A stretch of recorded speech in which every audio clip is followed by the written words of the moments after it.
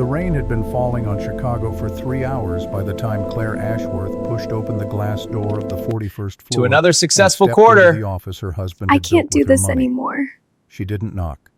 She Sign never it. had. This secures our For future. 5 years, But the this risks had are been as too much high. her space It's as handled. his. Just She sign. had written the Fine. check for the first month's rent, had carried boxes up the service elevator when the movers went home, had stayed until 2 in the morning, helping Marcus rehearse his pitch for the Morgan Stanley internship that launched everything. She knew every corner of this office the way you know the rooms of a house you've lived in long enough to stop seeing them. Tonight, she saw every corner clearly. The imported marble desk, the Brioni suit hanging on the back of the door, the Macallan 25 on the credenza already open, the quarterly projections glowing on 3 monitors like a shrine to everything Marcus had become since the morning he couldn't afford a bus pass. He didn't look up when she entered. That was the first cruelty of the evening, and it wasn't even the worst. Claire set her canvas tote on the floor near the door. The bag was fraying at one strap, a fact Marcus had mentioned twice in the last month, with the particular tone of a man who considered other people's possessions a reflection on himself. She wore a beige cardigan she'd had since graduate school, washed so many times the color had softened to something between cream and surrender. Her jeans were clean and practical. Her shoes were simple black flats, no brand name on the outside, nothing visible to the naked eye that would tell you anything about who had made them or why. On the inside of the left sole, pressed into the leather during manufacture at a small workshop in rural Virginia, were 3 letters, AVC, Ashworth Voss Consortium. Headquartered in New York with operational offices in Chicago and Boston. Established 1962. Current holdings, $2.84 trillion. Marcus Hale had been married to the sole heir of that organization for 5 years, 3 months, and 11 days. He had never once asked her about her family. Papers are on the credenza. His voice was the voice he used for conference calls, smooth, uninflected, engineered to project authority in rooms where authority was everything. I've already signed. I just need your signature, and you can go back to whatever it is you do during the day. Clipping coupons, grading papers, feeding the cat.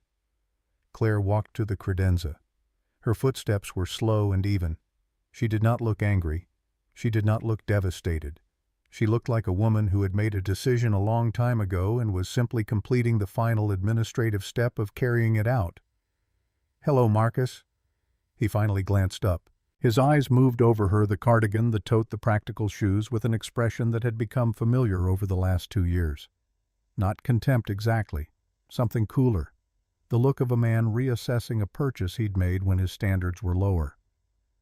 "Let's not pretend this is a social call." He stood, adjusted his cuffs. "This is a transaction. A liquidation.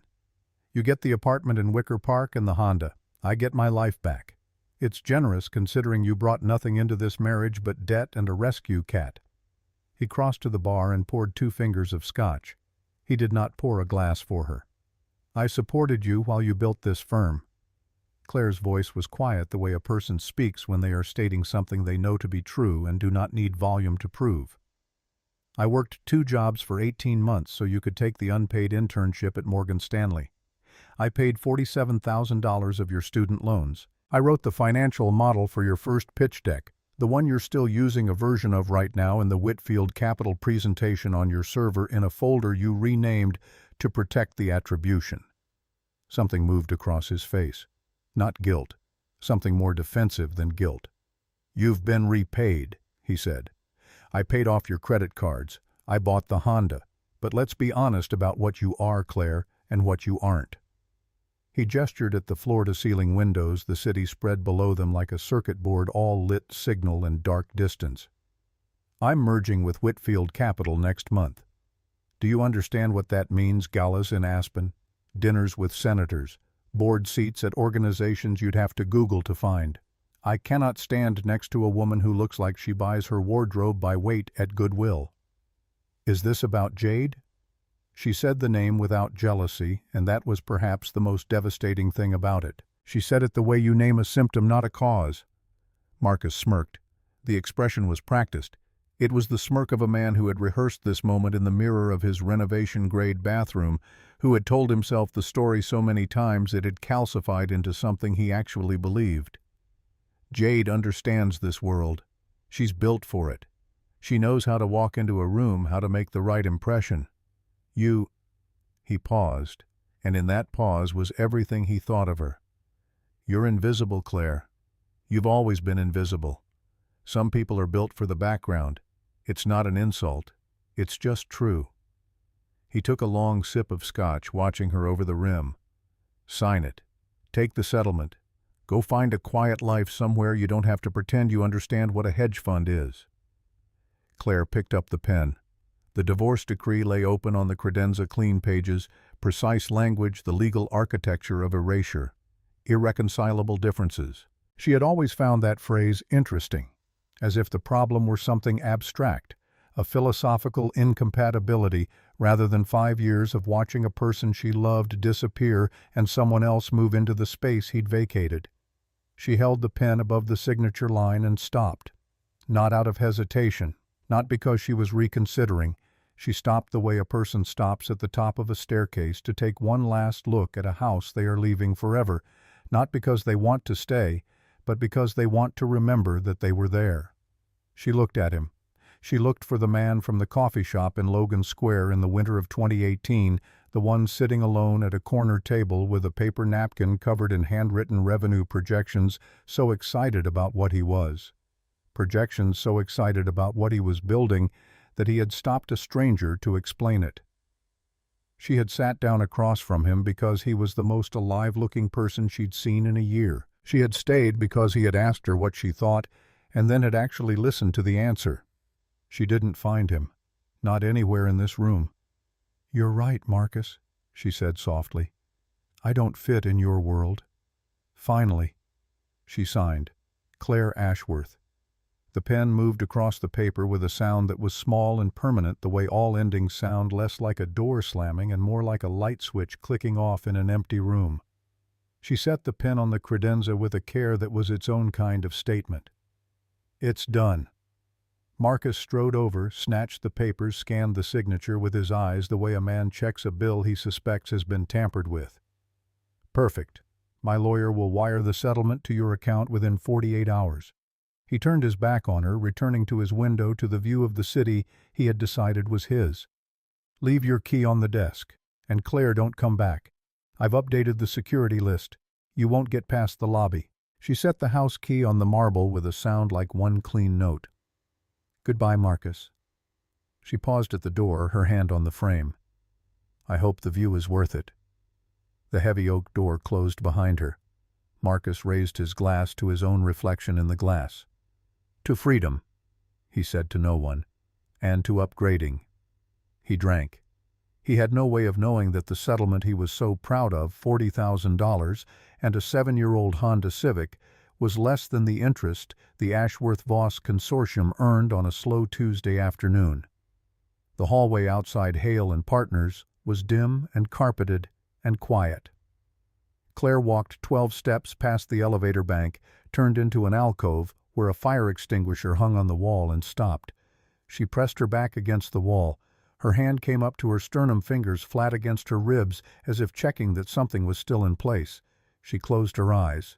She did not cry. That would come later in private, the way grief comes to people who have learned to contain it, not because they feel less, but because they have decided where it belongs and where it doesn't. She had loved him. That was real. It was the first thing she wanted to say to anyone who ever asked about these 5 years, and probably the last thing anyone would believe given everything else. She had loved the version of him that sat in coffee shops and wrote on napkins and looked at the world with hunger that was not yet dressed up as entitlement. She had loved his ambition before it ate everything else. She had stayed long past the point of wisdom because she was the kind of person who believes that the good in people is permanent and the bad is circumstantial, and it had taken her years to accept that in some cases the reverse is true. Her phone vibrated. She looked at the screen. Roland Voss. She accepted the call and held it to her ear. "The signature has been confirmed." Roland's voice was exactly as it always was, measured, unhurried, a voice built for delivering consequential information without inflection. He had been the head of legal counsel and private security for the Ashworth-Voss consortium for 31 years. He had known Claire since she was 9 years old. The trust is fully unlocked. Total current holdings $2.84 trillion. The aircraft is fueled and ready at Midway. Your grandmother has been notified and is anxious to speak with you. My grandmother is always anxious, Claire said. She is consistent, Roland agreed. Give me 10 minutes. She ended the call. She stood in the alcove for exactly the 10 minutes she had asked for. She used them the way she always used the time she allowed herself for things that hurt, not to suppress, not to analyze, but simply to be present with the weight of it, to acknowledge it honestly, before she was required to be someone who could carry it forward. Then she straightened. She adjusted the strap of the fraying canvas tote bag. She walked to the elevator and pressed the button for the lobby. The Rolls-Royce Phantom was at the curb when she emerged from the building, its midnight blue finish absorbing the glow of the streetlights rather than reflecting it. A man in a charcoal overcoat stepped out from the passenger side before she reached the door. Roland Voss, 62 years old, silver-haired with the posture of a man who had spent decades standing between important things and the people who wanted to harm them. He held an umbrella over her without ceremony. Shall I arrange for your personal items to be collected from the Wicker Park property? Please. And the Honda, donate it. Of course. He opened the rear door of the Phantom. The interior was warm in the way of things that have been cared for rather than simply maintained leather and aged wood and the faint trace of jasmine that had been her grandmother's preference for as long as Claire could remember. There is one additional matter. Roland settled into the front seat as the car pulled silently into traffic. We completed the audit of Hale and Partners approximately 2 months ago. I wanted to wait until after the signature before presenting the full picture. How bad? The company is leveraged to a degree that suggests either extraordinary optimism or deliberate concealment. A pause. On balance, the evidence supports concealment. He is hiding losses through shell companies registered in Delaware and Nevada, 6 layers deep, structured to resemble legitimate domestic holdings. There are also undeclared domestic accounts routed through Wyoming LLCs. The IRS discrepancies alone would constitute federal exposure. Claire looked out the window. The Chicago streets slid past rain-slicked and bright. He thinks the Whitfield merger is going to save him. He does. And the Whitfield merger is going to go through Aurora Holdings. It is. And Aurora Holdings is ours. It has been for 11 years. She was quiet for a moment. Not planning. She had done the planning months ago in the careful, methodical way her grandfather had taught her, measure everything twice. Decide once, then wait with patience for the moment you've already decided is coming. Let him have the next few weeks, she said. Let him feel like he won. Let Jade buy the Hamptons house in her head. She watched the rain trail down the window in crooked lines. Then we'll have our conversation. As you wish. A pause. Where to tonight? The hangar. I need to be in New York by morning. The car moved through the city with the unhurried authority of something that does not need to prove its speed. Roland did not speak again. He understood, as he had always understood, when Claire needed silence and when she needed counsel, and he had learned over 31 years that these were rarely the same moment. She was the last of the Ashworths. Edmund Ashworth, her grandfather, had built the trust from a single shipping contract in 1962, had expanded it with a patience that looked to people watching from the outside like luck. He had understood something about wealth that most people who wanted it never grasped, that the loudest version of power is almost always the weakest version, that the kind of influence that actually shapes things tends to be invisible until the moment it isn't. He had loved Claire more than he had loved anything. He had also held her to standards that made love feel occasionally indistinguishable from pressure. His will had been specific in its requirements, drafted by 4 attorneys and sealed until his death. Claire had read it at 25 and spent a long time sitting with what it meant. The trust would be fully unlocked only when she had demonstrated that she could live without it. 2 conditions. 5 consecutive years of self-sufficiency defined precisely no use of trust assets, no leveraging of the Ashworth name, income from independent employment only. And 5 years of documented marriage, not a marriage of convenience, not a contractual arrangement, but a real one, defined in the will by the evidence of shared financial hardship, joint decision-making, mutual contribution. Her grandfather had been, in his way, a romantic. He had believed that the only marriages worth having were the ones formed before either person understood the full scope of what they were agreeing to.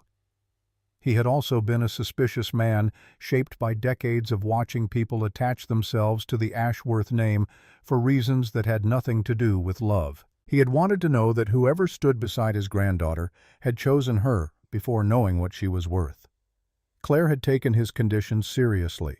She had moved to Chicago in 2017, found an apartment in Pilsen, and built a life from the ground up with the deliberate concentration of someone who understood exactly how provisional it was. She had worked as an administrative assistant at an architecture firm during the day and tutored high school students in math 3 evenings a week. She had shopped at grocery stores with a budget. She had learned what it felt like to check her bank account before a purchase and feel something catch in her chest when the number was lower than she'd thought. She had not expected to meet anyone. She had not been looking. The coffee shop in Logan Square had been on her way home from a tutoring session on a cold night in February 2018. She had gone in for something hot. He had been in the corner with a napkin covered in numbers, and he had looked up when she walked in with the expression of a man who needed to tell someone what he was thinking, and she had been the first person to make eye contact. She had sat down across from him because he looked alive. She had stayed because when she pointed out a flaw in his revenue projection, a misaligned assumption about customer acquisition cost that would cause the whole model to collapse at scale, he had not gotten defensive. He had gotten interested. She had loved him for that first. She had loved him for a long time after, for other reasons that mattered.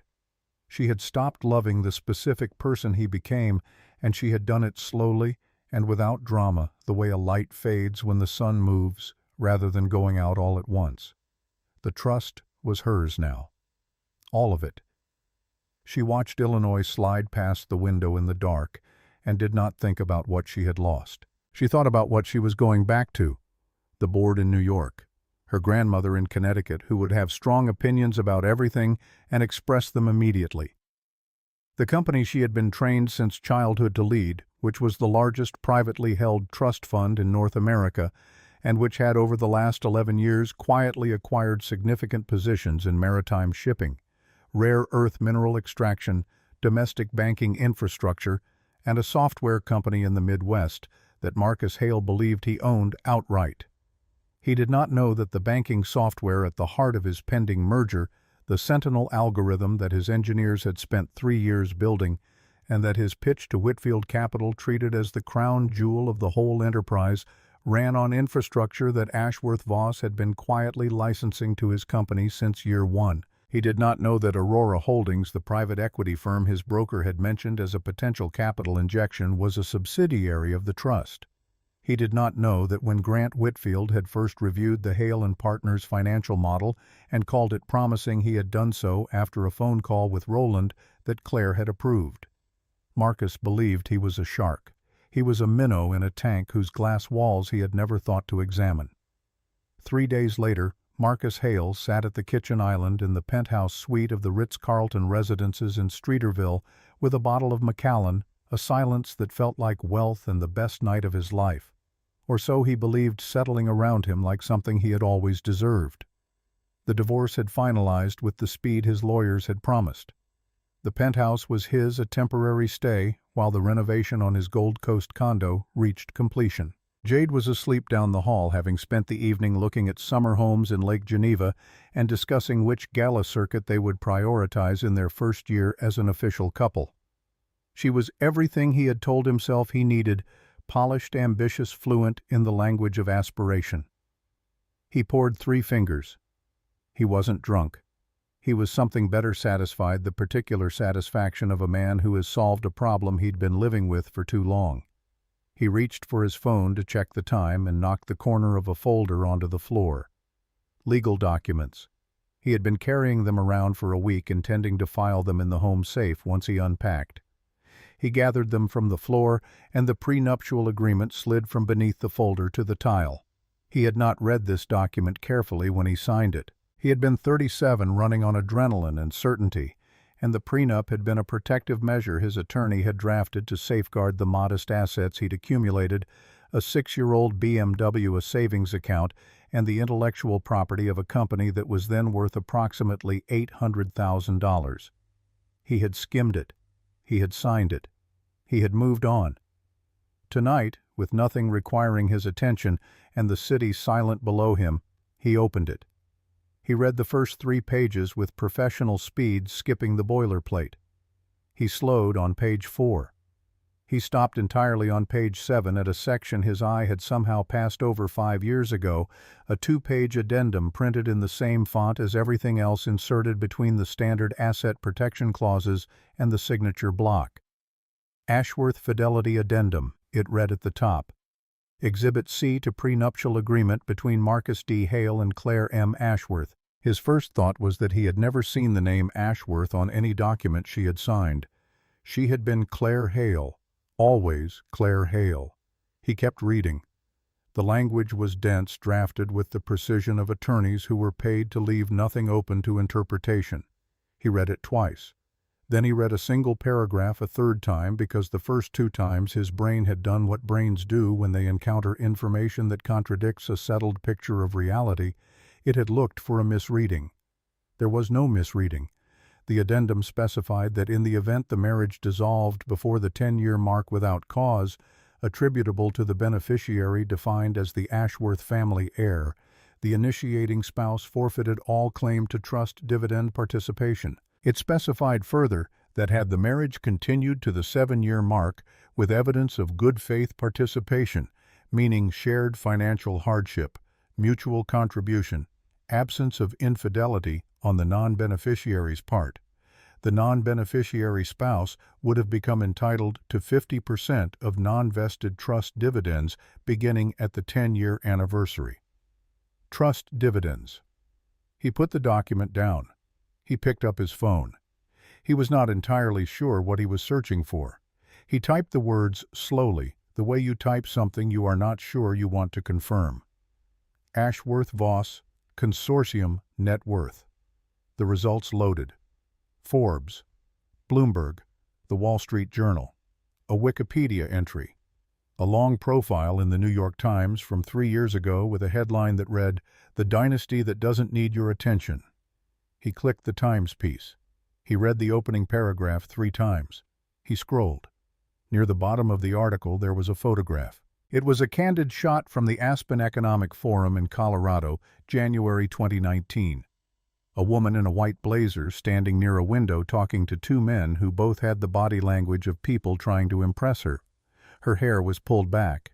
She was laughing at something genuinely with the ease of a person who does not need anything from the room she is standing in. He had thought she was home that weekend. He remembered because he had asked her to pick up dry cleaning on Saturday, and she had texted back to say she had, and the ticket stub had been on the kitchen counter when he got home. She had flown to Colorado for an economic summit and back in time to pick up his dry cleaning. He sat very still. The phone was in his hand, but he was not aware of holding it. The city outside made no sound he could hear. Jade was down the hall asleep, and the distance between where she was and where Marcus currently was, not physically but in some more fundamental way, felt uncrossable and sudden, like a door shutting in the dark. He looked at the photograph again, the woman laughing near the window, the white blazer, the men who were trying to impress her, his wife, his ex-wife, as of 72 hours ago. The phone slid from his hand and hit the tile with a sound that was small and final, and the screen stayed lit, and the woman in the photograph continued to laugh at whatever had been funny in that moment in Colorado in January 2019, and Marcus Hale sat alone in his borrowed penthouse with the prenuptial agreement in his lap and began to understand very slowly the dimensions of what he had done. Derek Foss had the kind of office that told you everything about a man who had once been important and knew it. The building was in River North, the suite on the 4th floor, the furniture good but not recent, the remnants of a practice that had peaked somewhere around 2019 and had been quietly contracting since. The window overlooked a parking garage. There was a framed photo on the credenza of Derek shaking hands with someone who had once been on the cover of a business magazine, and the photo had the particular quality of things displayed not from pride, but from refusal to accept that the moment had passed. Marcus had found him through 3 intermediaries. He had been careful about that. In the 3 weeks since the night on the kitchen floor with the prenup, he had been careful about everything in the way of a man who has finally understood that he has been playing a game whose rules he didn't know and who is trying to learn them before the next move is made against him. Derek Foss was 60 heavyset with the deliberate manner of an attorney who had learned to speak slowly so that clients paid for more of his time. He had spent 12 years as senior outside counsel for the Ashworth-Voss consortium before his contract was terminated in 2021 in what the official statement described as a mutual restructuring of legal partnerships. He had retained as former counsel sometimes due a certain amount of institutional knowledge that had not left with his keycard. "You want to challenge the addendum," Derek said. He had read the Exhibit C pages Marcus brought without visible reaction, which was itself a reaction. "I want to know if it's challengeable. She signed the prenup under my attorney's supervision. The addendum was embedded without disclosure. I never saw it until 3 weeks ago. Your attorney should have flagged it." My attorney at the time was a 32-year-old associate at a mid-sized firm who was billing $200 an hour and wanted to get the paperwork done before the weekend. Marcus kept his voice controlled. "The Ashworth family uses attorneys who bill $600 an hour and have nothing to do on weekends except work." Derek set the pages down and folded his hands. "The addendum is enforceable. It was executed correctly attached to the agreement signed by both parties. The fact that you didn't read it doesn't constitute fraudulent concealment, legally speaking. Your signature on the cover page incorporates all exhibits by reference." He paused. "You'd have a better argument if you could demonstrate that it was inserted after initial review, but that would require proving it wasn't there when you signed, which, given that your own attorney notarized the full document, is going to be nearly impossible. So I have nothing." "I didn't say that." Derek picked up a pen, turned it in his fingers. "There's a separate angle. If Claire Ashworth had knowledge of your company's financial position through the audit Roland Voss conducted and failed to disclose material information affecting your business decisions during the marriage, you might have grounds for breach of a spousal duty of disclosure. It's thin, but it's something." He paused again, and this time the pause had a different quality, the quality of a man deciding how much to say. "I need to tell you something else. I don't know how much it changes your thinking, but you should know it." Marcus waited. "Aurora Holdings," Derek said. "The private equity firm your broker told you was interested in injecting capital into the Whitfield deal." "I know about Aurora Holdings." "You know that it's a subsidiary of the Ashworth-Voss consortium?" The room was very quiet. Outside, a car alarm went off in the parking garage and then stopped. "My broker described them as an independent fund," Marcus said carefully. "Your broker was telling you what he'd been told. Aurora Holdings has been a subsidiary of the trust for 11 years. It operates independently on paper. In practice, it answers to the same board that answers to Claire." Derek looked at him with an expression that was almost sympathetic. "I worked for those people for 12 years, Marcus. I understand why I'm saying this, and they don't know I'm saying it, and I want you to understand clearly that I'm telling you because I was let go in a way I've never fully accepted, not because I have any particular loyalty to you, but you asked me for what I know, and this is what I know." He leaned forward slightly. "You are not playing a negotiation. You are playing chess 9-6-0, a variant of the game where the starting positions are randomized so that none of your memorized openings work. The board looks familiar. Nothing else is." Marcus drove back to the Ritz in silence with both hands on the wheel, which was not how he usually drove. He was working through the architecture. Aurora Holdings was Claire. The capital injection he'd been expecting from an independent source was Claire, which meant the Whitfield merger, the deal he'd spent 8 months constructing, the deal that was supposed to save everything. Had Claire standing inside it, had been designed to have Claire standing inside it before the divorce papers were even signed. He called Grant Whitfield from the parking garage before going upstairs. It was 11 in the morning. Whitfield picked up on the second ring with the ease of a man whose calls are always answered. "Marcus, how are things settling? I need to talk to you about Aurora Holdings." A silence. 3 seconds, perhaps 4, long enough to be a sentence. "I was wondering when you'd call about that," Whitfield said. "You knew?" "I've known since October." Whitfield's voice had the measured quality of a man delivering news he has rehearsed. "Claire Ashworth contacted me 2 months before the merger announcement. She said she wanted to protect the investors in the post-merger entity. I had my people run your financials independently, Marcus." A pause. "You're carrying $47 million in undisclosed liability across 6 shell structures. If that surfaces during due diligence, when it surfaces because these things always surface, the merger collapses and takes my fund's credibility down with it. I don't have a choice." "You could have told me." "You would have run." Whitfield's voice was not unkind, which was somehow worse than if it had been. "I've been in this business for 30 years.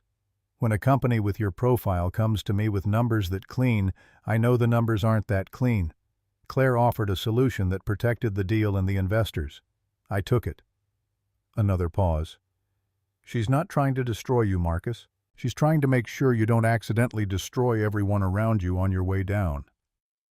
Marcus ended the call and sat in the parking garage for a long time, the engine off the concrete walls around him absorbing the sound of the city at a level that felt appropriate. He had built something. That was real. The Sentinel algorithm was genuinely good. His engineers had built something genuinely good, and the market opportunity was real. And if the financial scaffolding hadn't rotted from the inside, the company would have been worth what he'd told people it was worth. He had not invented the value entirely. He had borrowed against it in ways that had overtaken the value itself. And then he had borrowed more, and then he had told himself the merger would make the math work before anyone looked too closely. He sat in the garage and thought about the man at the coffee shop table in 2018 with the napkin, and he recognized for the first time with any clarity that the man who had made the bad decisions wasn't a different person than that man. It was the same person with the same hunger, and what had changed was not the hunger, but the way he had decided to feed it. That thought lasted about 40 seconds before his ego reassembled itself around a more useful narrative. He still had the source code. The following 10 days were the most disciplined of Marcus Hale's professional life. He told no one what he was doing, not Jade, not his remaining attorney, not his broker.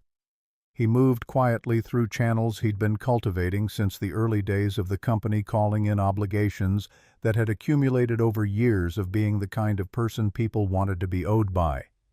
He needed to trigger a shareholder vote, to challenge the restructuring agreement on the grounds of coercive negotiation, a viable legal theory if he could demonstrate that the agreement had been executed under duress, which the FBI file threat arguably constituted. He needed to aggregate at least 35% of minority shareholders willing to join a formal objection. It wasn't a winning hand, but it was a hand. By day 3, he had 18%. By day 6, he had 24%. By day 10, working the phones from the 38th floor office with the view of the brick wall, he had 31% committed in writing. He needed 4 more. He found Meridian Capital Partners through a contact in the Boston financial community, a fund manager named Paul Okafor, who had crossed paths with Marcus at a conference in 2022 and had mentioned offhandedly that Meridian was sometimes willing to take minority stakes in fintech restructurings when the underlying technology had genuine value. Marcus had filed that away the way he filed everything against future need. He called Paul, explained the situation in the version that was most favorable to him, and asked for an introduction. Paul obliged. The Meridian meeting was scheduled for the following Thursday at their office in the Back Bay. He told Jade he was going to Boston for a routine investor meeting. She was in the middle of scheduling a consultation with an interior designer and barely looked up. The flight was 40 minutes. The Back Bay office was exactly what a Boston investment fund's office should look like. Older building, high ceilings, the kind of restraint that announces money by refusing to announce it. The two Meridian partners he met with were attentive, intelligent, and asked the right questions. By the end of 2 hours, they had agreed in principle to acquire 4% of the minority position. Marcus bought a bottle of Veuve Clicquot at Logan Airport and drank most of it on the flight back alone in a row of 3 seats, looking out the window at the geography of a country he had been conquering in increments and was about to reclaim a piece of. 35%. A legitimate challenge. A real play. He landed at O'Hare at 6:40 in the evening. He had 3 missed calls from Derek Foss and a text that read, "Call me before you do anything. Urgent." He called from the arrivals level, standing between the ride-share pickup signs and a man holding a card with someone else's name. "Meridian Capital Partners," Derek said without preamble. "I just came from their office." "I know." Derek's voice had the quality of a person who is choosing words with more care than usual. "Meridian has been a subsidiary of the Ashworth-Voss Consortium since 2019. Roland Voss has held a board seat since inception. I didn't know until this afternoon it was in a restructuring filing I hadn't seen buried in a Delaware disclosure document." A pause. "I'm sorry, Marcus. I should have caught it." Marcus stood very still on the arrivals level while people moved around him with luggage and purpose. He had not taken 4%. He had given Claire 4 more percent. The 35 was now hers. He put the phone in his pocket and walked to the rideshare pickup area and stood where the app told him to stand. A gray sedan arrived. He got in. He did not speak to the driver. He looked out the window at the highway and the flat dark of the Illinois night and felt for the first time in the 3 weeks since the kitchen floor something beyond calculation, something that was closer to awe. The stunned recognition of a person who has understood that the room they are standing in is significantly larger than they believed, and that they have been walking the perimeter of it their whole life without ever finding the walls. The email from Roland Voss arrived that evening. It was formal and brief, an official invitation to the Whitfield Capital Merger Gala at the Palmer House Hilton the following Saturday, addressed to him in his capacity as Chief Executive Officer of Aurora Hale Partners, the new name of the restructured entity, his name second. Attached to the email was the employee handbook for Aurora Hale Partners, 47 pages, effective immediately. A note from Roland. Please review in full prior to the event. Pay particular attention to Section 7 Executive Conduct Standards. Marcus read Section 7 twice. It was thorough. It covered dress code at public events, behavioral expectations, public statements, and association standards, the last of which specified that executive partners and their designated associates were expected to maintain public conduct consistent with the company's heritage and values, and that associations which created reputational risk for the parent entity were subject to review. He read the footnote at the bottom of page 14 3 times. Then he looked at the last line of the invitation which he had initially skimmed. "Bring your guests. We look forward to an evening of celebration." He thought about what Claire had said in the conference room at the Four Seasons. "Bring Jade. I'm looking forward to meeting the woman who fits your world so much better than I did." He had thought it was a taunt. He understood now that it was something more precise, the advance announcement of a demonstration. Jade did not answer his calls that evening. She called back at 10, sounding distracted, and told him she had been at dinner with a friend. He mentioned the gala. She brightened immediately, asked what to wear, made a comment about the Palmer House that suggested she had already been looking at photos. He said formal. She said she had something perfect. He did not tell her about Section 7. He told himself this was because it would be difficult to explain and probably wouldn't apply. He knew without examining the knowledge too closely that it was because he did not want her to decide not to come, and that he did not want to be at the gala alone. The Four Seasons meeting had taken place 17 days before the gala, and Marcus had not fully processed it in the interval, had deliberately not processed it in the way you don't probe a wound you're afraid to examine. But the gala forced him to reconstruct it because the gala was its continuation, and he needed to understand the first act to navigate the second. Roland had laid the documents on the conference table with the neutral efficiency of a man presenting quarterly reports. The pension fund records, the Delaware and Nevada shell structures, the Wyoming routing, the IRS discrepancies. And then, almost as an afterthought, placed last a printout of an email. His own words on paper from a message he had sent to Jade from his work account 14 months ago, in which he described Claire as dead weight and asked whether if he filed for divorce he stood to lose anything material. He had stared at that page longer than any of the others. Claire had entered 20 minutes into the meeting, and the room had reconfigured itself around her presence in a way that still struck him when he let himself think about it as the most disorienting thing he had ever witnessed. Not because of the clothes, the navy suit, the sapphire that had apparently belonged to her grandmother, but because of the quality of stillness she carried. He had lived with her for 5 years. He had seen her tired, frustrated, hurt, occasionally quietly furious. He had never seen her like this. He had never seen anyone like this. She was not performing authority.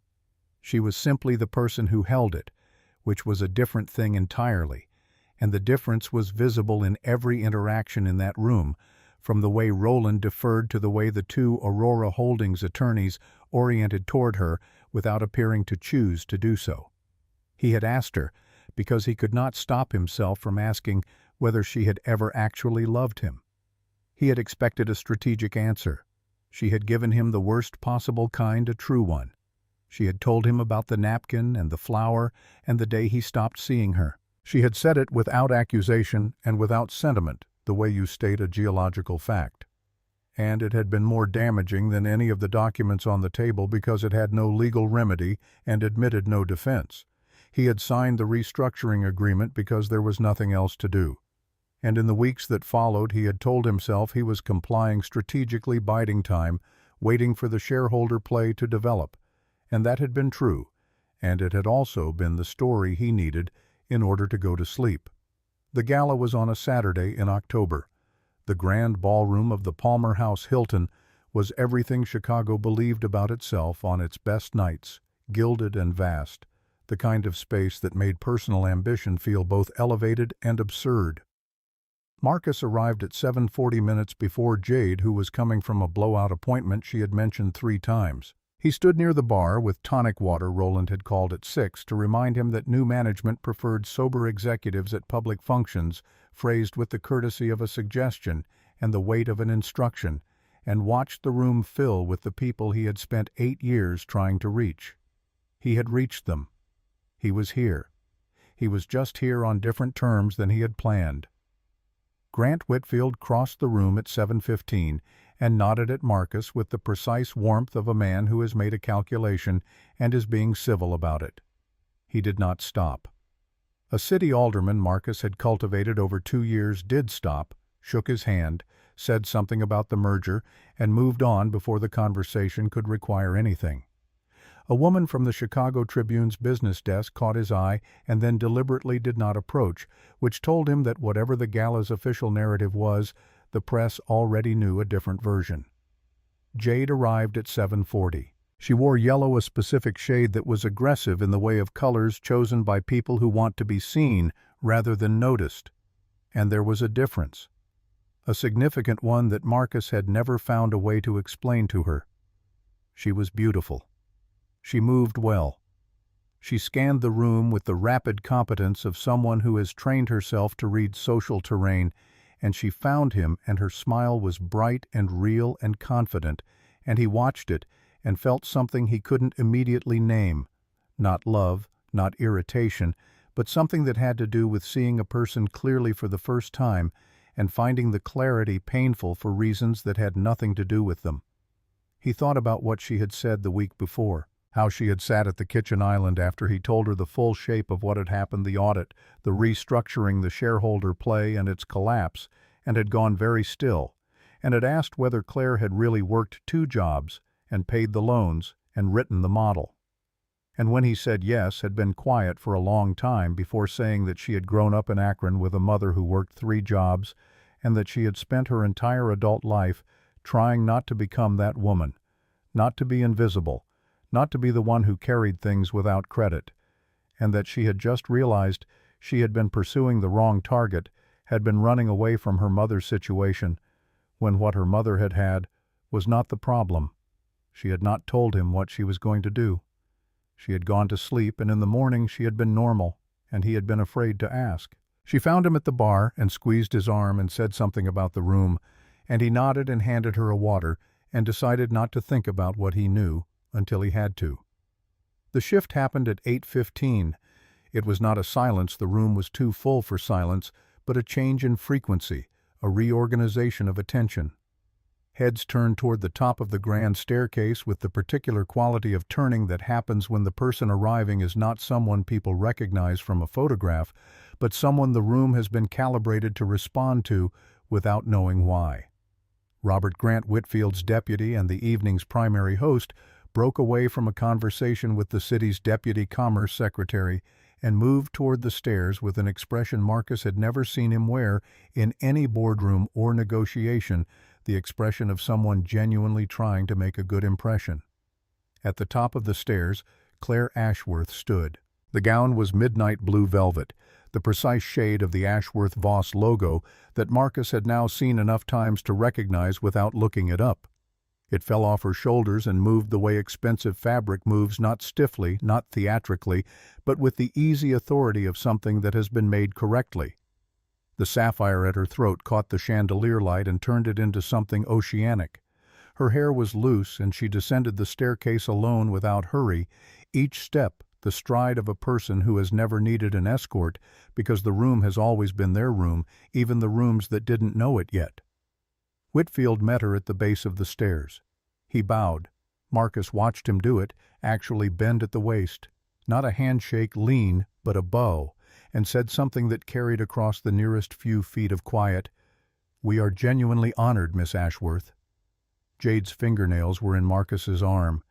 "Is that—" "Yes." "She the sweatpants. She used to watch reality television." "She did." "She owns Aurora Holdings." "She owns more than that." Jade released his arm slowly.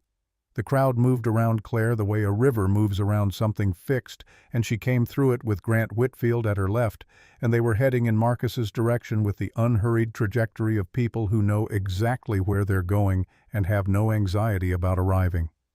She stopped 3 feet away.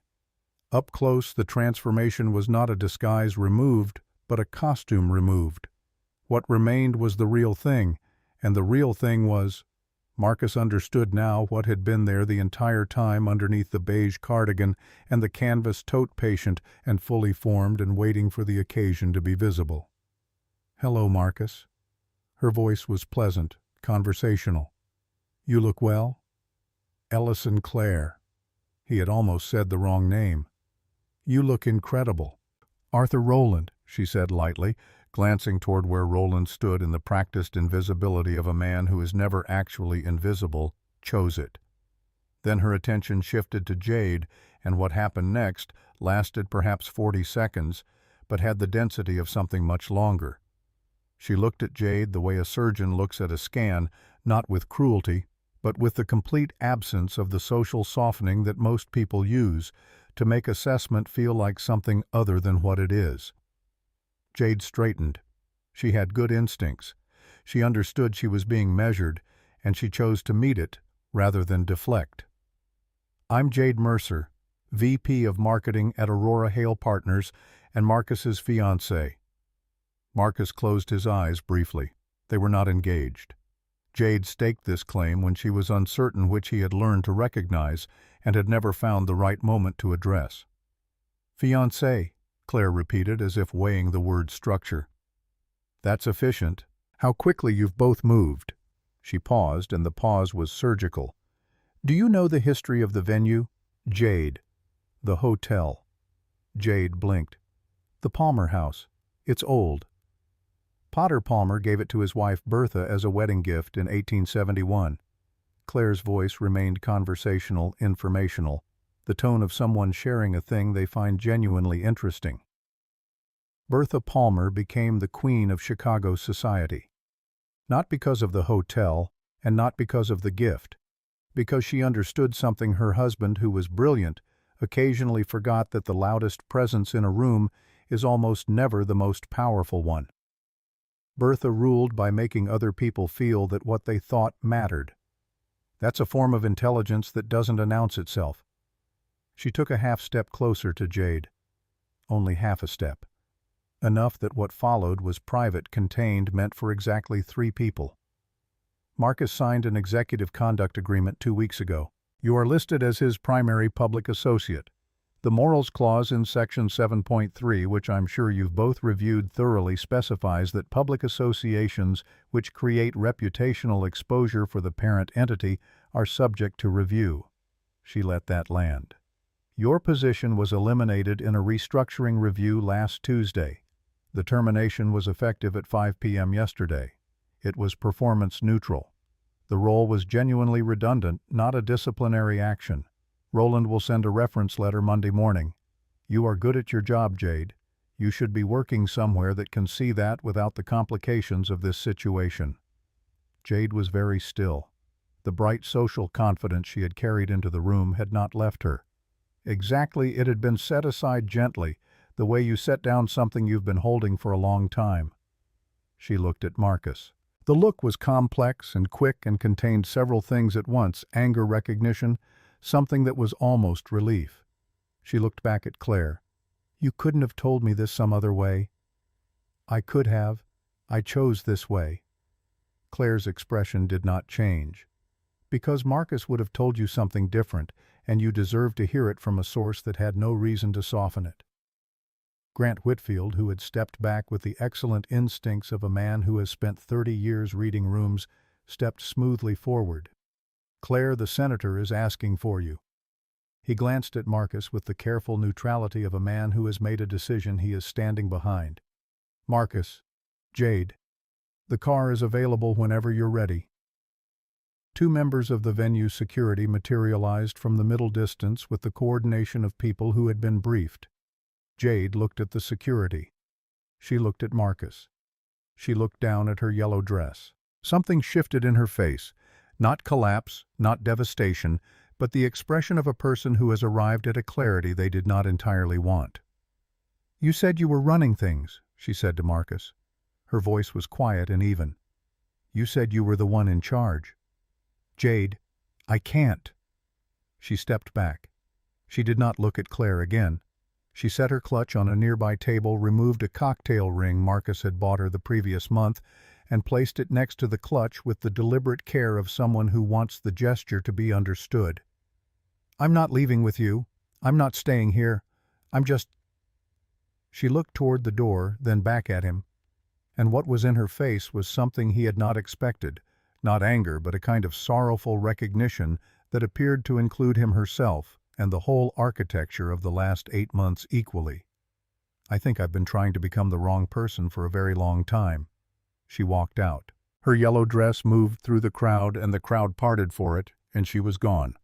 Marcus stood alone. The room continued its business around him with the indifference of rooms. Claire had already turned away and was moving toward the senator with Grant Whitfield at her side, and the applause that started near the room's center and spread outward was not for him, had not been for him all evening, and he heard it from a very specific kind of distance, the distance of a man who is standing in a place where he was supposed to be celebrated and is watching the celebration happen without him. Roland appeared at his elbow. I'd suggest the employee exit. His voice was without mockery. There will be photographers at the front. Marcus went. The weeks that followed had the quality of a certain kind of silence, not peaceful, but evacuated, stripped of everything that had previously filled the space. The 38th floor office, the brick wall, the expense report approvals. No spending authority above $5,000 without Roland's counter-signature, which meant that Marcus Hale, who had once leased a Ferrari on a corporate card, now required a co-signature to approve a software subscription. He did the work because there was no alternative to doing the work. He told himself this was temporary. He watched the Sentinel algorithm being prepared for its international rollout with the particular feeling of a craftsman watching the thing he made being used by someone else's hands. On the 14th night after the gala, after Roland had gone home and the floor was empty, Marcus opened a terminal window. He did not tell himself he was going to do anything. He told himself he was just looking. He had always done his best thinking in code. It was the only language he had ever spoken that was completely honest, that had no ambiguity, that meant exactly what it said. He looked at the source code for the Sentinel algorithm.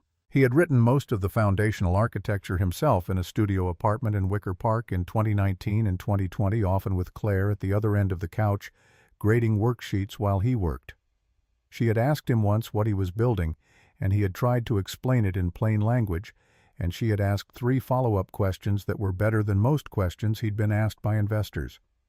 He sat and looked at the code for a long time. Then he opened a new file and began to type.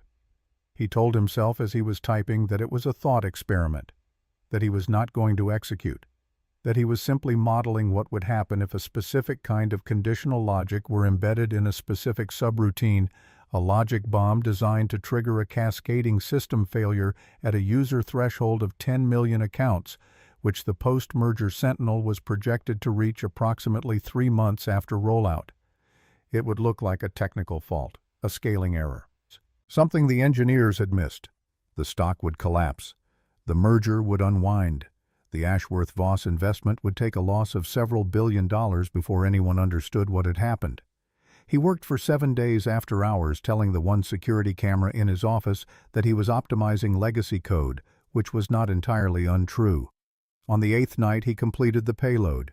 He sat with his finger over the execute command for 4 minutes that felt longer than most of the hours he had spent in the building above them. He pressed it. The screen went black. A red padlock icon appeared in the center of the monitor. His desk phone rang. He looked at it for 2 rings. He picked it up. A voice came through. Male controlled the flatness of someone speaking without inflection as a choice. "We have been logging every keystroke on that terminal since your first session 14 days ago. The payload has been quarantined. Nothing has executed." A pause. "The agents are already in the building." Marcus set the receiver down. The door opened. 2 people in FBI windbreakers badges at their collars. Behind them, Roland Voss standing in the doorway with the expression of a man who had genuinely hoped, to never be in this doorway, and who found himself here anyway, and had made his peace with it. "Attempted sabotage of critical financial infrastructure," Roland said, when Marcus's voice had failed him entirely. "Under federal statute, tampering with banking software that processes international transactions constitutes a felony. We documented every session. We gave you time." A pause. "We gave you more time than you deserved." The agents moved. Marcus did not resist. There was nothing left to resist with. As they walked him through the bullpen, the engineers, the analysts, the administrative staff, all the people he had managed and occasionally terrorized, and often ignored all of them, standing now watching in a silence that had the specific texture of something long anticipated. He heard himself say something about being set up, about being pushed to this, and he knew as he said it that it was the least true thing he had ever spoken in this building. Roland's voice behind him, even and clear: "She gave you a second chance, Marcus. She retired your debts. She preserved your name. She gave you work that could have become something if you had let it. Your ego wouldn't fit through the door she was holding open." The elevator arrived. They went down. The 47th floor of the Ashworth Voss North American headquarters occupied the top of a glass tower on 6th Avenue in Midtown Manhattan, and on a clear October morning it offered a view of Central Park that made the city below look like something deliberately arranged. The trees burning yellow and amber at the edges of the rectangle of green, the buildings standing back from it, with the deference of things that understand what they are standing next to. Claire had been in this room for 4 hours. The board meeting had ended at 9:45. The 12 people who constituted the North American Advisory Board had filed out with the efficiency of people whose time cost more per hour than most people earned in a day. And now the room held only Claire, a legal pad covered in her handwriting, 2 empty coffee cups, and the particular quality of silence that follows a meeting in which large decisions have been finalized. On the table in front of her, someone had left a copy of the Wall Street Journal. Page 1 of the business section carried a story about Aurora Hale Partners. The Sentinel algorithm's international rollout had been greenlit by federal regulators. The stock had hit a record high the previous Tuesday, and 3 analysts quoted in the piece used the word visionary, without apparent irony, to describe the company's strategic direction. The story did not mention Marcus Hale by name. It mentioned Claire Ashworth in the fourth paragraph in a subordinate clause, which was exactly where she preferred to be mentioned. She had not left it there accidentally. She had written the press strategy herself. Below the fold, a smaller item, the kind of news that earns a column inch on a good day. Former Chicago fintech executive Marcus D., Hale 42, sentenced to 8 years at the Federal Correctional Institution in Otisville, New York, following conviction on federal charges of attempted sabotage of critical financial infrastructure and related securities fraud. The sentencing judge cited the deliberate and calculated nature of the attempted harm in declining to reduce below the federal guideline minimum. Roland Voss appeared in the doorway at 10:15 with the punctuality that had defined him for as long as Claire could remember. He carried a fresh cup of coffee, set it beside her without being asked, and stood. "The aircraft is available," he said. "San Francisco board meeting is Thursday. We could leave this afternoon and you'd have 2 days." Claire looked at the newspaper, not at the front page story, at the column inch below it. "Roland." She kept her voice neutral. "Arthur." She stopped. The old habit. She had called him Arthur for 3 years, the name they had used during the years she was living under a different life when Roland had been Arthur Pendergast, a name chosen by the Trust's security team for operational reasons that had seemed important at the time. She had stopped using it after the divorce was finalized, but it surfaced occasionally in moments of something she couldn't always identify. "Do you think I should go see him?" Roland did not answer immediately. He sat down, which he rarely did in working hours without being invited, and this itself was a form of answer. "You don't owe him a visit," he said. "I know I don't." He made his choices with full knowledge of the consequences. The FBI file was not ambiguous. The keystroke logs were not ambiguous. He had 7 days to stop and chose not to. "I know all of that."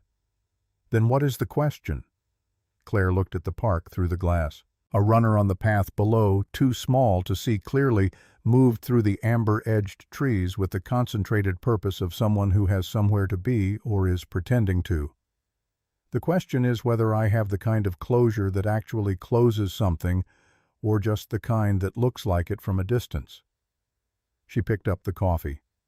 "They're not always the same thing." Roland was quiet for a moment. "Your grandmother would say you owe him nothing, and that visiting is a form of weakness." "My grandmother also said that Edmund's Cadillac was the finest automobile ever manufactured, and she has been saying it for 50 years, so I take her assessments under advisement." A pause. "What would you say?" "I would say that you are 38 years old, and you spent 5 years of your life in a marriage that cost you more than the Trust's quarterly report reflects." He folded his hands on the table. "I would say that you have been running at full speed since the morning you signed those papers, and that the board meetings and the acquisitions and the strategy work are all genuinely necessary, and also in part a way of not standing still long enough to feel the full weight of something." He looked at her directly. "I would say that if a visit to Otisville is what standing still looks like for you, then perhaps it's worth the 6 hours." Claire set the coffee down. "Book the car for 11, she said. "We can make San Francisco from here Thursday morning." The drive to Otisville took just under 2 hours on the interstate through the Hudson Valley in full autumn color, the hills rising on both sides of the highway in shades that had no equivalent indoors reds and oranges that existed at a scale that made human architecture look provisional. Claire spent most of the drive reading acquisition briefs on a tablet, which was her standard practice in transit, and also today a way of not spending 2 hours thinking about what she was going to say. She had not been to a federal correctional facility before. This was not something she had ever had reason to expect she would do, and the physical reality of it, the perimeter fencing, the razor wire catching the morning light, the checkpoint process, the smell of industrial cleaning solution that hit you when the first interior door opened, was different from what she had constructed from cultural reference. It was quieter, more bureaucratic. The violence of it was not in any individual detail, but in the accumulation of details, the systematic removal of every small autonomy that most people exercise without awareness. She processed this in the way she processed information she needed to understand completely without flinching, filing it away. She was escorted to the visitation room by a corrections officer who addressed her as ma'am and showed no interest in who she was, which she appreciated. She sat in the chair on the visitor side of the plexiglass partition and placed her bag on her lap and waited. She had last seen Marcus Hale at the gala. She had catalogued him in that memory as a man at the end of something not quite broken, not yet empty, but standing at the edge of both, with no apparent awareness of how close he was to the drop. She was prepared to find someone diminished. She was not entirely prepared for what diminishment looked like up close. He came through the door on the other side of the glass in the beige institutional uniform of the facility, and the first thing she registered was his hands. How different they were. She had known his hands for 5 years, the hands of a man who did not do physical work, who kept them moisturized and manicured, and whose most demanding manual task was the trackpad of a laptop. These hands were different.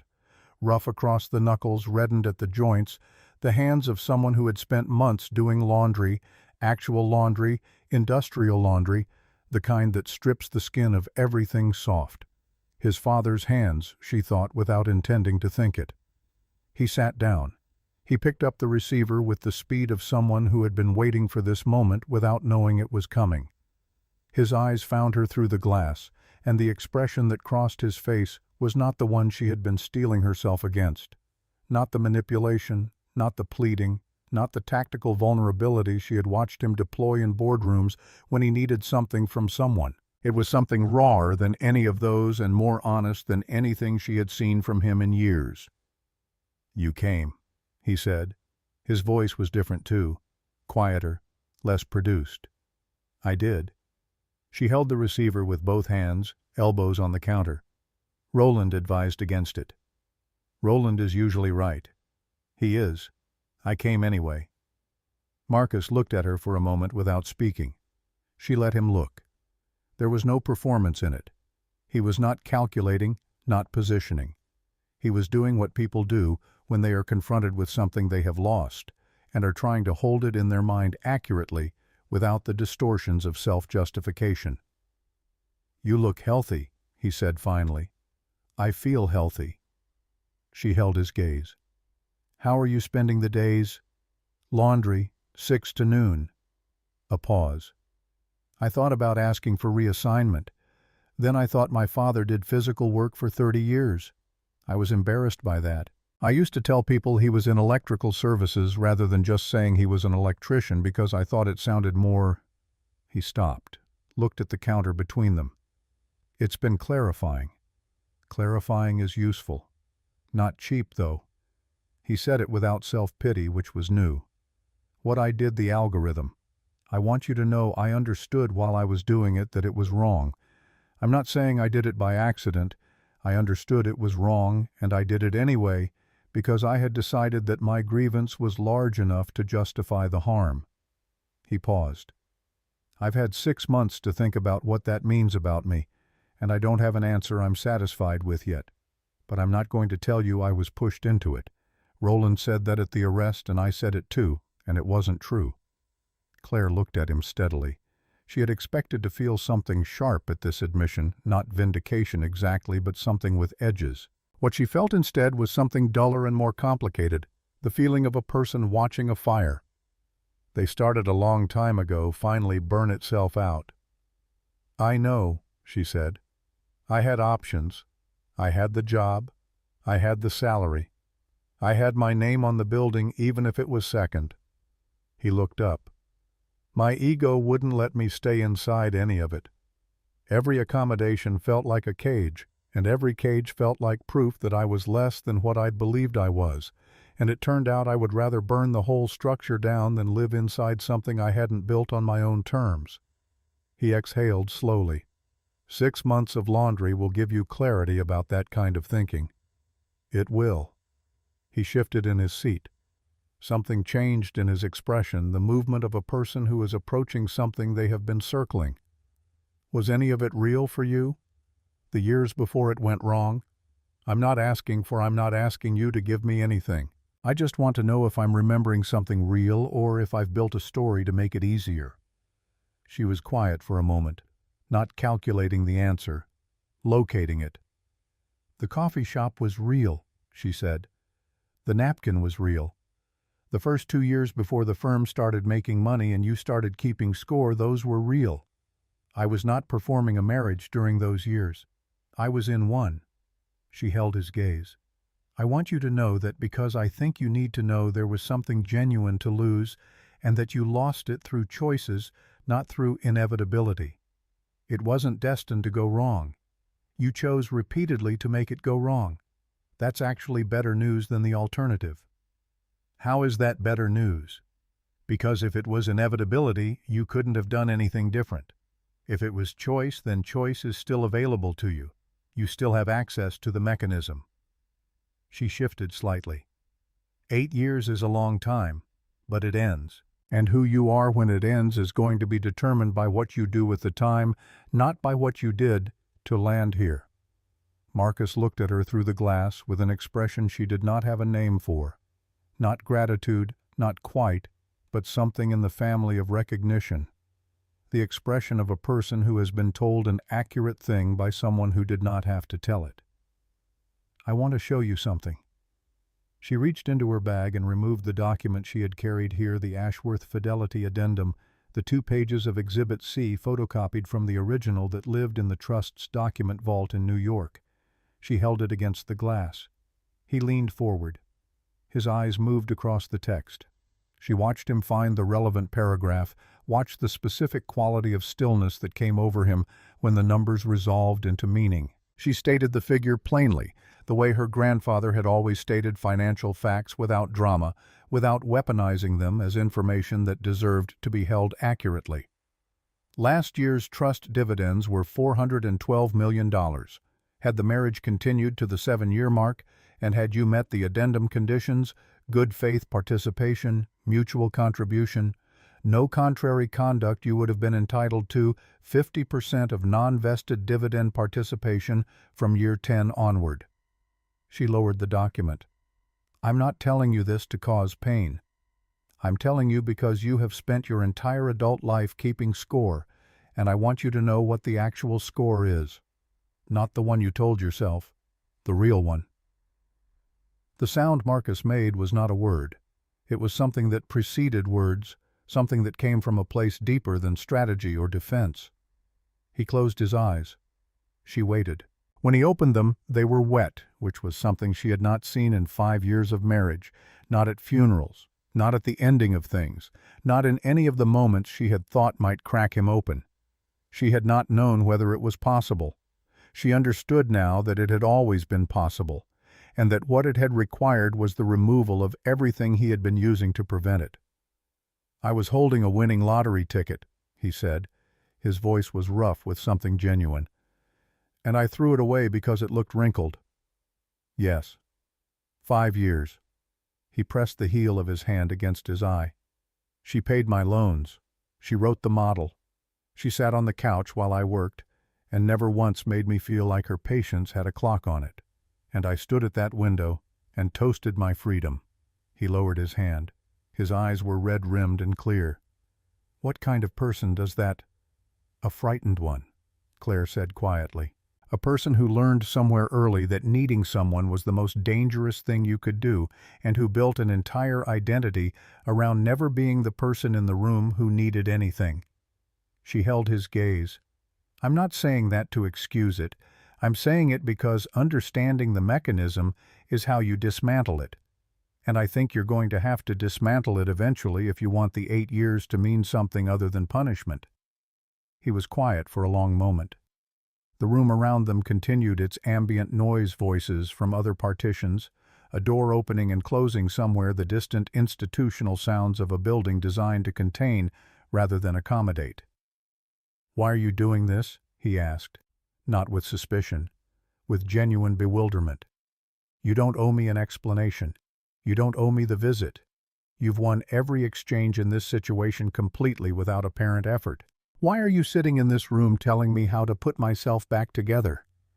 She considered the question with the care it deserved. "Because leaving you broken serves no one, including me," she said. because I spent 5 years believing in the version of you that deserved belief, and I would like that belief to have been placed in something that had real potential even if it failed to become it. And because," she paused, "because I was raised by a man who believed that the measure of power was not how thoroughly you could destroy someone who had wronged you, but whether you could resist the destruction and still come out whole on the other side." She set the addendum back in her bag. "My grandfather was suspicious of nearly everyone, but he also believed in rehabilitation. He believed that most people given the right conditions and sufficient time could become better than their worst moment. I'm choosing to extend that belief to you, not as a gift to you, as an exercise in being the person he raised me to be." Marcus looked at her for a long time without speaking. Then, with the careful movement of someone who is afraid of breaking something, "Have you forgiven me?" She had known the question was coming.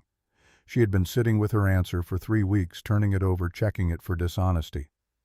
"I'm learning to," she said, "not because you deserve it on a ledger, but because the alternative is carrying something that has nothing more to teach me." She held his gaze. "That's the most honest answer I have." He nodded slowly. It was the nod of a man accepting something he did not have the standing to dispute. She reached into her bag one more time. The envelope was white and plain letter-sized, her handwriting on the front. She placed it in the pass-through drawer on her side and slid it across. A corrections officer moved it to his side.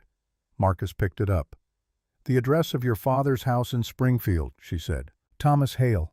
He's still on Carpenter Street. He's been there for 22 years. She kept her voice even. "He doesn't know you're here. I didn't tell him. That's not my conversation to have. But I spoke to someone who knows him, and I'm told he's mentioned to people that he hasn't heard from you in a while." A pause. "He thinks you're too busy." Marcus stared at the envelope. He did not open it. He held it the way people hold things they are not ready to look at directly. "He has hands like yours do now," Claire said. "He always did. You were embarrassed by that. I think you should start there. Not with me. Not with a plan for after you get out. With a letter to a man who did physical work for 30 years to give you the option of doing something else, and who is sitting in a house in Springfield wondering why his son doesn't call." The silence between them had changed. It was not the silence of an ending, not the silence of the hallway outside his office on the night she signed the papers, or the silence of the gala after he walked out. It was something more like the silence at the beginning of something, the silence of a space that has been cleared of clutter and is waiting to be used differently. "I'll write to him," Marcus said, not a promise made for her benefit, a decision made in the way decisions look when they are real, quietly, without theater, with the specific gravity of a person who understands the weight of what they are committing to. "Good." She stood. She smoothed her coat, the white trench, the coat she had put on this morning without thinking about what it communicated, and then standing at the mirror in the hotel room, had recognized as exactly right. No more navy, no more midnight blue declarations, just white, which was what you wore when there was nothing left to prove. "Claire," his voice came through the receiver. "New. I think that's actually why I worked new. I think that's actually why I worked so hard to make you stop." He swallowed. "Because if you loved me and I still needed to keep proving myself, then the problem wasn't the people around me. The problem was me, and that was the one thing I couldn't afford to believe." His voice held steady by what appeared to be considerable effort. "I believe it now." She looked at him through the glass for a long moment. She looked at him the way you look at something you are committing to memory, not because you intend to return to it, but because it deserves to be remembered accurately, the full picture, not the edited version. "I know," she said. "Goodbye, Marcus."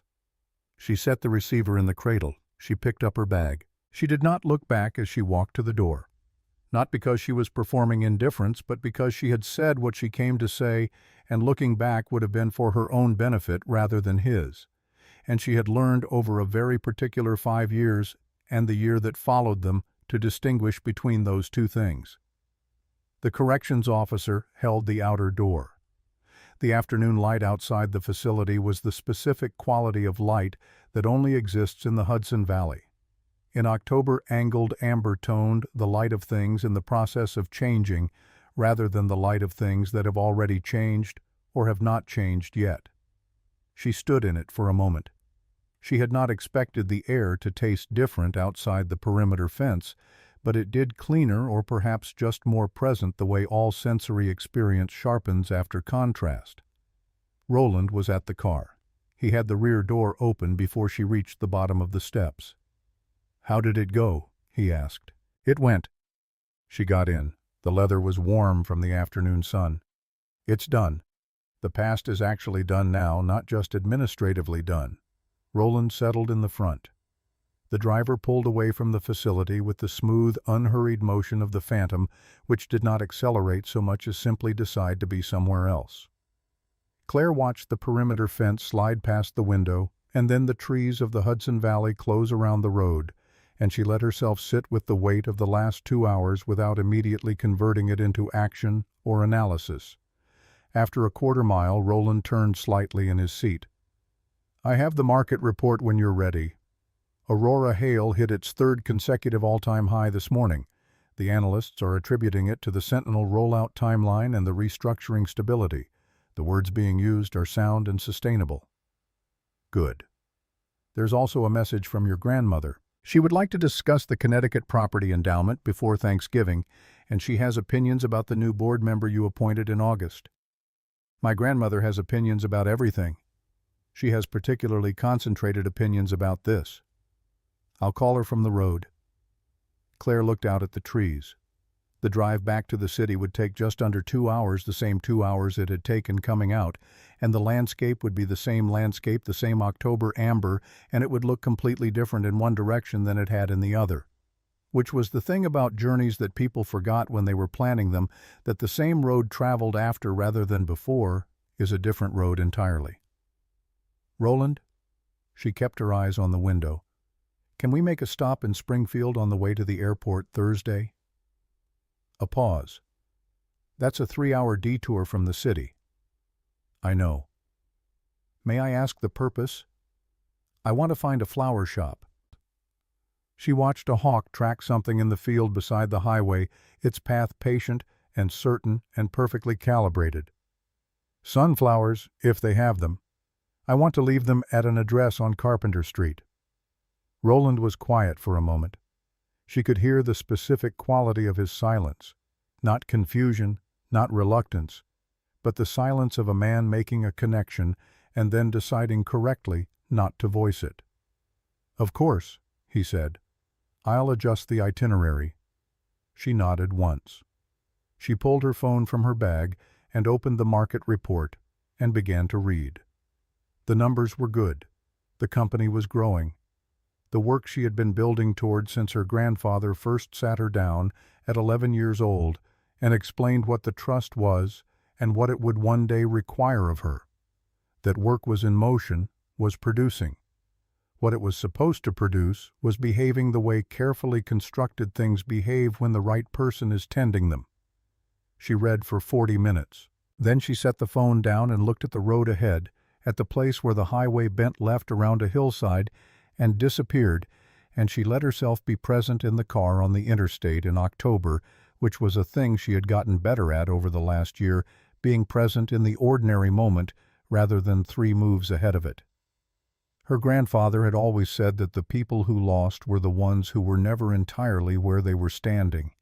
He had said it in a dozen different ways over the years, and she had understood it intellectually at 20, and had only begun to understand it in her body sometime in the last 12 months, in the particular way that you understand things not when you are told them, but when you have earned the understanding through the specific cost of not having it. 2 hours outside the city, her phone lit up with a text from a number she did not have saved. It took her a moment to place it. Jade Mercer. They had exchanged numbers at Roland's suggestion in the weeks after the gala, when the Aurora Hale HR team had been processing the severance documentation and Jade had had questions that were easier to answer directly. The communication had been professional and brief, and had ended when the paperwork was complete. The text read, "I took the Austin job. Starting Monday. Wanted you to know since you're the reason I actually thought hard enough to take it." Claire looked at the message for a moment. She thought about the woman in the yellow dress at the top of the ballroom stairs, carrying the weight of a performance she had been rehearsing her whole life and was just beginning to understand the cost of. She thought about what Jade had said to Marcus in the kitchen, the part Marcus had relayed to Roland, and Roland had included in a summary that Claire had not asked for, but had read about her mother and the 3 jobs and the wrong target. She typed back, "Good luck. You're going to be good at it." She put the phone away. The city appeared on the horizon as it always did from the north first. The suggestion of it in the sky. The particular glow that large concentrations of human activity produce. And then gradually the specific geometry of it, resolving out of the ambient light, the buildings becoming individual, the bridges becoming visible across the water, the whole apparatus of a city that had been there long before her and would be there long after asserting itself against the darkening sky. She had been born in this city. She had left it at 18 for college and had returned to it at 25 to become someone it didn't know. And she had lived inside that anonymity for 5 years, and it had cost her specific things, and given her specific things, and she was still honestly in the process of determining the full balance sheet. That was all right. The full balance sheet of a life was not something you calculated at 38. You made the best decisions available to you with the information you had, and you tried to be honest about what the information actually said, rather than what you wanted it to say, and you kept going. Her grandfather had left her $2.84 trillion and a set of values, and the memory of a man who had built something real and had tried to pass on not just the thing he had built, but the understanding of how to build it. The money was the least of the inheritance. She had understood that for a long time, and had understood it more completely in the 5 years she had lived without it. Roland turned on 6th Avenue and pulled up to the building. The doorman had the lobby door open before the car had fully stopped. "Thursday morning, 8 o'clock, Roland said. "Amended itinerary with Springfield stop." "Thank you." She gathered her bag. "For today, too." "I've worked for this family for 31 years, he said. "Driving to Otisville and back for the right reasons is the least of what the job has asked." She got out. She stood on the sidewalk for a moment in the New York evening, the city doing around her what cities do at this hour. Moving, producing, insisting on its own continuity, regardless of what any individual inside it was carrying. She had always found this comforting, rather than indifferent. The city did not require her to be any particular thing. It simply continued, and she continued inside it, and the continuity was its own form of forward motion. She went inside. In a cell in Otisville, 2 hours north and a world removed, a man sat on the edge of a metal bunk with a plain white envelope in his hands. He had been sitting with it for 40 minutes. The cell was the same as it had been every evening for 6 months, 6 by 8 feet of concrete and institutional paint, and the narrow window that showed nothing interesting. But something in it felt different tonight, altered at a level that had nothing to do with the physical space. He had not opened the envelope yet. He had been working up to it the way you work up to things that are not threatening but are significant, the way you pause at the beginning of a conversation you know is going to require you to be honest. He thought about what she had said. Not the figure, though. The figure was there sitting in the back of his mind, with the particular weight of a number that represents not money, but the cost of a specific series of decisions, but the other things. The thing about fear. The thing about needing someone. The thing about the mechanism and how dismantling it was the work, and how the 8 years could mean something other than punishment if he chose to use them that way. He thought about his father's hands before he knew what his father's hands felt like from the inside. He opened the envelope. Inside was a single index card with an address written in her handwriting, neat, unhurried, the handwriting of someone who has been writing important things for long enough that the act itself is calm. Thomas Hale. 4417 Carpenter Street, Springfield, IL 62704. He read it twice. He set the card on the bunk beside him. He reached under the thin mattress and removed a folded piece of paper, a letter he had written 6 weeks ago late at night when the second month had turned into the third and the numbness of the first weeks had given way to something more uncomfortable and more honest. He had written it and folded it and put it away because he had not been ready to send it and had not been sure his father would want to receive it. He unfolded it. He read what he had written to the man he had called Electrical Services when the word electrician felt like it didn't fit the story he was telling about himself. He read it the whole way through. Then he set it down on the bunk next to the index card and looked at both of them, the old words and the new address side by side in the limited light of the cell. He got up. He went to the small desk. He took the single sheet of writing paper that each inmate received on Mondays and had not yet used this week. He sat down, and he picked up the short pencil and he started again. Not the practiced version, not the version edited for the story he wanted to tell, just the true one starting from the beginning, which was Dad. I need to tell you where I am. He wrote for 2 hours. His handwriting was different than it used to be, less controlled, less produced. The handwriting of someone who has stopped performing even for an audience of one. When he finished, he folded the pages and put them in the envelope the facility provided and wrote his father's name and address on the front. He set it by the door for the morning mail collection. Then he sat on the bunk in the quiet of the facility at night, the ambient sounds of a building that never went entirely silent, the distant hum of institutional machinery, the occasional sound of movement in the corridor, and he sat with it the way Claire had said, without immediately converting it into anything else. He sat with the full weight of what he had lost and what he had done, and what he had finally this evening understood about why, and he did not try to make it smaller or larger than it was. Outside, the night over the Hudson Valley was clear and cold and indifferent in the generous way of large things, the dark pressing down on the hills and the river, and the small lit squares of windows in the towns along the water covering everything, equally asking nothing of any of it.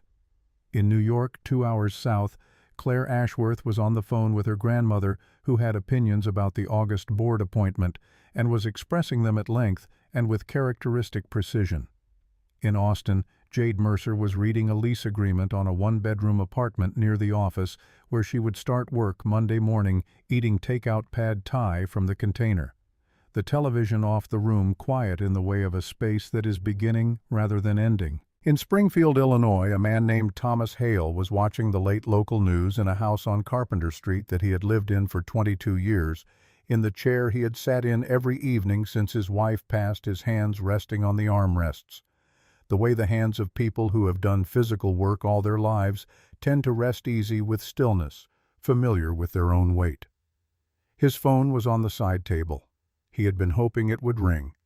In 2 days, a letter would arrive instead. He would read it at the kitchen table on a Saturday morning with coffee, and he would read it twice, and then he would go to the drawer where he kept the things that mattered, and he would take out the photograph he had kept there for 6 years.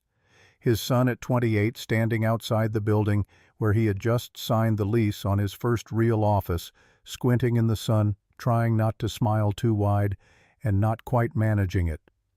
And he would set the letter and the photograph side by side and sit with them for a long time, thinking about the distance between the young man in the picture and the man who had written the letter, and about how sometimes the distance a person travels in the wrong direction is exactly the distance they needed to travel in order to find their way back. The Tuesday before Thanksgiving, a black Rolls-Royce Phantom pulled slowly down Carpenter Street in Springfield, Illinois, past the modest, well-kept houses of a neighborhood that had been middle class for 50 years and intended to remain so.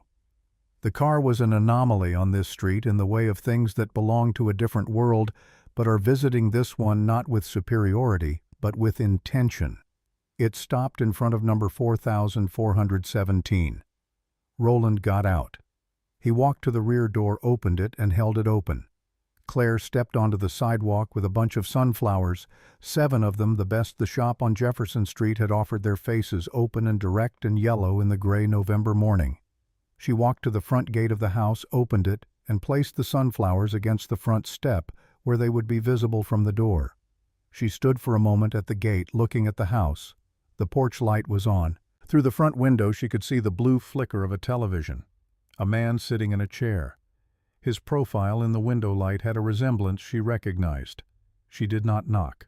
That was not why she had come. She had come because of a February evening in 2018 when a man at a corner table had bought her a single sunflower from the shop near the coffee shop because he couldn't afford a full bouquet, and had held it out to her with the earnest hopefulness of someone who was not yet certain the gesture would be received well, and she had taken it and put it in a glass of water on the windowsill of her Pilsen apartment, where it had lasted 11 days. True wealth, her grandfather had told her once, is not the accumulation of things that demonstrate your value to other people. It is the freedom to act from your own values without needing the action to be witnessed or rewarded. She had been 21 when he said it. She had understood it fully for about a year now. She went back to the car. Roland closed the door behind her. The Phantom pulled away from Carpenter Street with the unhurried authority of something that has done what it came to do. "Airport," Claire said. "San Francisco," Roland confirmed. "We land at 2. "Good." She opened the acquisition brief she had been working through for 3 days, found her place, and continued reading. The numbers were clear. The strategy was sound. The future examined from where she was sitting looked like something she had helped to build, rather than something that had happened to her, which was the only version of the future she had ever been interested in. Outside Springfield gave way to the highway, and the highway gave way to the flat November fields of central Illinois, pale and harvested, and resting under a sky the color of good work waiting to be done.